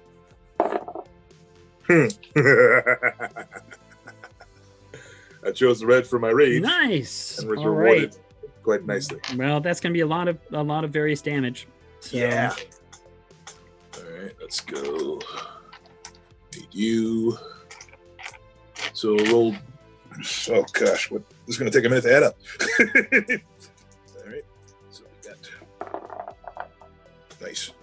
13 plus 4 plus 4. Is 21. And then wait. So I forget those two. And 26. All right. So the shadows move to block, and you shatter them with the blow. And the shadows have just blocked, and he himself, you drive him to his knees. He drops down, weak, and doesn't even have the strength to act at the moment. And time. I'm gonna flip my hand on backwards on the axe. Yep. Push him down a little further and go. Yep. Time. Finish this. All right. I'm on it. I do my last smite with my attack. Do I have it? So is he? You do not actually have to roll for this. If you're using the smite, I mean, again, Crake is holding him there. You're just surging with power. Just describe this to me. What does this look like? Crake is holding him down.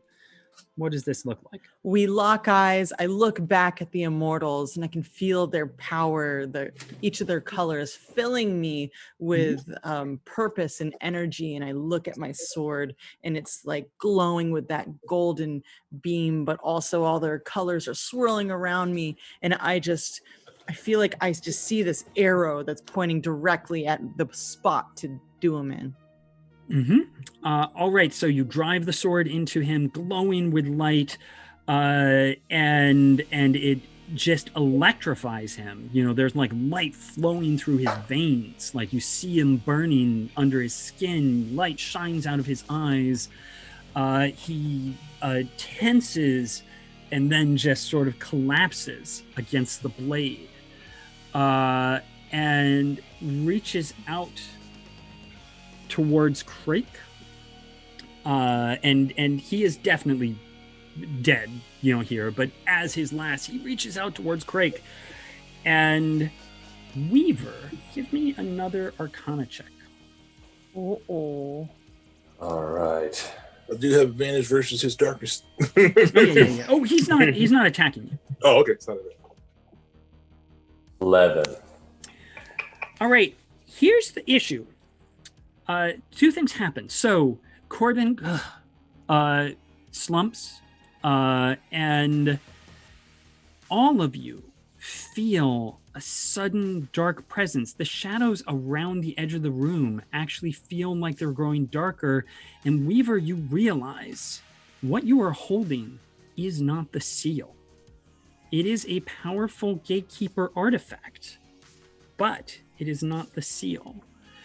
And Crake, you hear Corbin whisper, Crake, it's a trick. The seals take many forms. Some are stone, some are blood. Oh no! I am the seal. No! Whoops. You realize in this moment, this was the creature all along. Of course, it was corrupting the seal, but it was corrupting him and controlling his actions, so it could get you to use the sword. I heal it. We're out of combat. Heal What are him! you doing? Okay, it's too late. Oh, it's too late. He is dead. I was just, but it is a matter of, while it is too late to heal him, you can feel now as you touch him that his essence is not completely gone. That basically the seal was a part of his life force. It's too late to save him, but that power it hasn't completely broken through. But you can also still covered in shadows. Yes, you can still feel the power of the corruptor building, about to burst free. What was it you said, Crake? The artifact, is it still covered in shadows? They have diminished. Perhaps we can move the seal into the artifact, make the thing that we thought was our solution the actual solution. Or Yes. There is one of us should take it definitely upon ourselves. there is power in the disc. For sure, you can feel that it is a force of light. It is probably something that Corbin used to sustain his life. He is far older than a normal human would be. Does anyone have an immediate thing they want to do?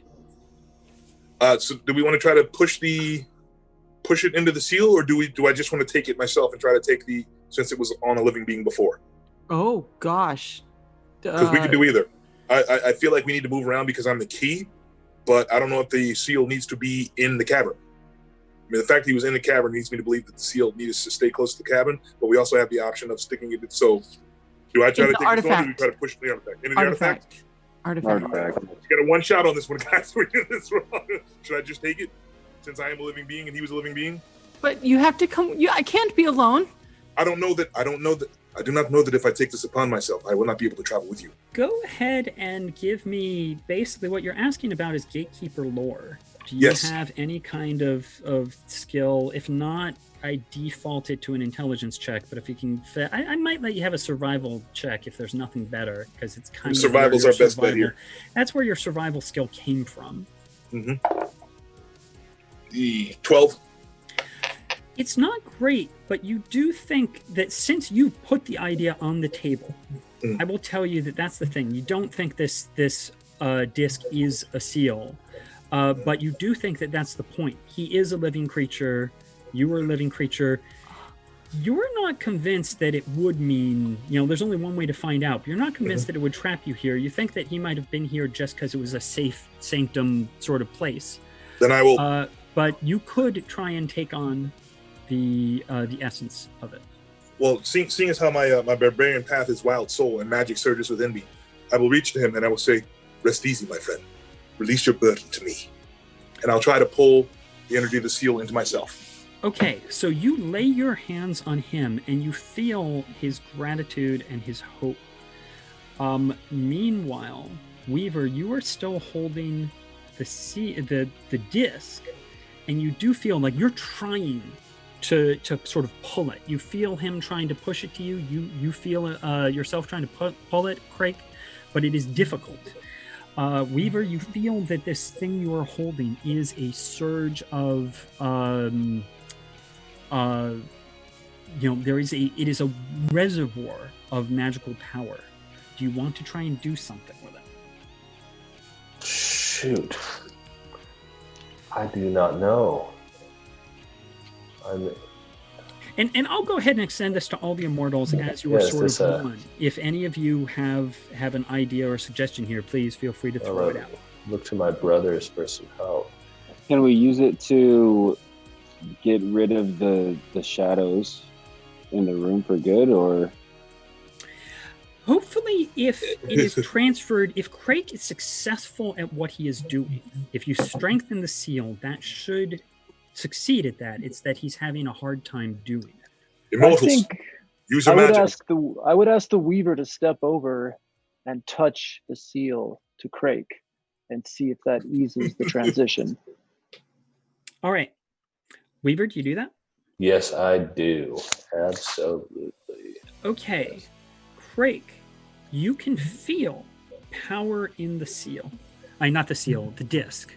And that is something that he must have used to sustain himself. Do you want to draw on that power? You could sort of pull it all out just to give yourself a surge. Do you want to do that? I want to use it to channel the energy that's in him into me. I don't want to drain the seal. I want to pull the energy from him. Right. You're draining the disc is what I'm saying. Yes. All right. And I will just ask, Time, can you lend him hope or strength in any way? Yes. I will use I know this is probably not how you're supposed to use it, but I would like to cast Sanctuary as an idea. I like so, like, I'm really like holding the space around him and protection, peace, a protective field around him. All right. So, Time, basically, again, you are fighting a war, but Time gives both of you and Corbin, this sense of peace. It's going to be all right. drawing the energy you need to do this out of the disc, you are able to draw it all, to draw the seal into yourself. The shadows fade as your full strength restores the seal to its full power. And you are now, in addition to being the anchor of the immortals, seal against the corruptor. Now, we're very short on time, so I'm going to have to call it there, but I'm going in a moment. But I am just going to say congratulations. You have restored the second seal. You feel corruptor's anguish slipping away as the shadows fade, and the power of the sword lends strength. The disc has served its purpose, but you do feel, Crake, that you are not trapped in this place, that the seal is now you. Now it is a burden in that should you die, the seal will be broken. So this is likely why Corbin remained in isolation, was to remove risk. But you are not forced to remain in this place. Perhaps I will find someone else to bear this burden, but in the meantime, we will take the disc and we will traverse and see that this corruptor is not unleashed somewhere else. The disc no longer has the full power that it did, but you do feel there is still a power to it that, given, a long rest, if you will, you will be able to figure out how that power could be utilized. Slip into the old bag of holding. Exactly. But congratulations, you once again, the light has triumphed against the darkness. Keeper, do you have any last words you would offer? Your world is now safe again for the time being. Please do not hesitate to call upon us again if the need is great. Very well. Time, any last things you would like to say? Crake, we need a vacation. And I think that's where the credits run. So congratulations, one and all. Thank you all very much. And again, I'm Keith Baker. I will also just because we're here, say that my new book, Exploring Eberron, just came out today on the DMs Guild. So if you want to know more about Eberron, go check that out. If I had an advanced copy, I might say that it was awesome. If somehow an advanced copy had made it, I don't know how that could have happened. If something like that had happened, I would say it's incredible and I love it and I'm very happy. But just to go around quick, Satine, anything you want to add before we go? You guys can find me, Satine Phoenix, at Satine Phoenix on everything, satinephoenix.net. And if you want to sit in on any of my games or be a part of my GM tip series, patreon.com/SatinePhoenix. Damion, what are you up to? Everywhere. You can find me everywhere at Damion Poitier. I usually post what I'm doing, but sometimes I'm not sure when I can release said information. So just Damion Poitier everywhere, and hit me up, say hello. And Immortals, I think we have there's a DJ set later at Gen Con. Is that correct? Correct, on Sunday, I believe. Sunday. And you can find out all information, magicswordmusic.com. And we'll be having a lot of things coming up streaming-wise, since there is no touring for the foreseeable future, but we will be back. The light will not die. Weaver, Seer, anything you'd like to say? Just watch for us on Twitch. Be Excellent. Playing some games, hanging out. All right. Well, thank you all for being here and for saving the world again. Thank you, Keith. Appreciate it. Great game. Thank you. Dungeon Master, congratulations, Eberron. Woo! Thank you, Keith.